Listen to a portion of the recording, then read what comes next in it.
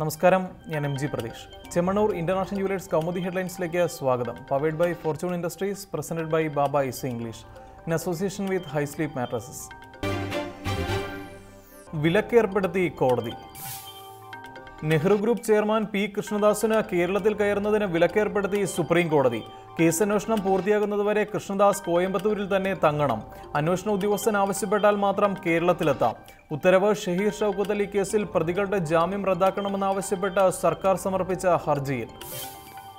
Jishnu Prannoy case ഏറ്റെടുക്കുന്ന കാര്യത്തിൽ CBI 2 ആഴ്ചയ്ക്കകം നിലപാട് അറിയിക്കണം.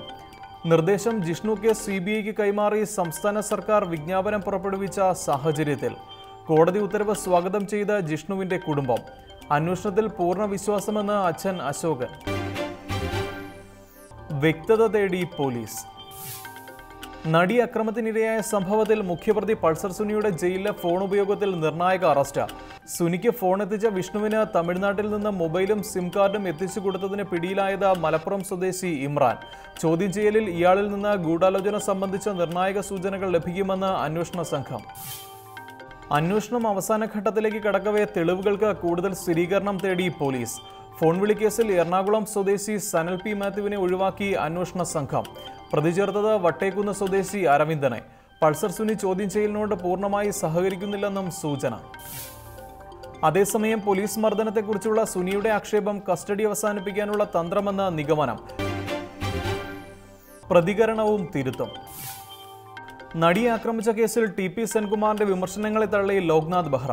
അന്വേഷണം ശരിയായ ദിശയിൽ, വിമർശനങ്ങൾ കാര്യമാക്കേണ്ടതില്ല. ഉദ്യോഗസ്ഥ സംഘം ഒറ്റക്കെട്ടായി മുന്നോട്ട് പോകണമെന്നും ബെഹ്റ. വിശദീകരണം സെൻകുമാറിന്റെ വിമർശനങ്ങൾക്കെതിരായ B സന്ധ്യയുടെ പരാതിയിൽ നൽകിയ മറുപടി കത്തിൽ. ദിനേന്ദ്ര കശ്യപിന് പരാതിയുണ്ടെന്ന ആക്ഷേപത്തിന് അടിസ്ഥാനമില്ലെന്നും പോലീസ് മേധാവി. ബെഹ്റയുടെ വിമർശനത്തിന് പിന്നാലെ ആരോപണത്തിൽ വിശദീകരണവുമായി TP സെൻകുമാർ. വാരികയിൽ വന്നത് അർദ്ധസത്യങ്ങൾ. തന്റെ വാക്കുകളെ തെറ്റായി വ്യാഖ്യാനിച്ചു. പറഞ്ഞത് ചോദ്യം ചെയ്ത ദിവസം തെളിവില്ലായിരുന്നുവെന്ന്. തെളിവ് ശേഖരണം പൂർത്തിയാക്കിയ ശേഷം വേണമായിരുന്നു ദിലീപിനെ ചോദ്യം ചെയ്യേണ്ടിയിരുന്നതെന്നും പ്രതികരണം. ഓരോ കേസിനും 2 ഭാഗങ്ങളുണ്ടെന്ന് സെൻകുമാർ.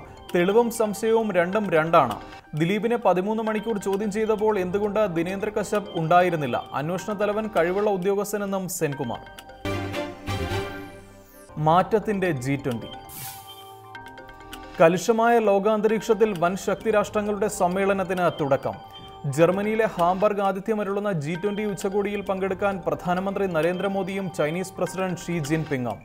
ഉച്ചകോടിയിലെ ശ്രദ്ധാകേന്ദ്രമാകാൻ ഡൊണാൾഡ് ട്രംപും വ്ളാഡിമിർ പുടിനും ആദ്യമായി നേർക്കുനേർ.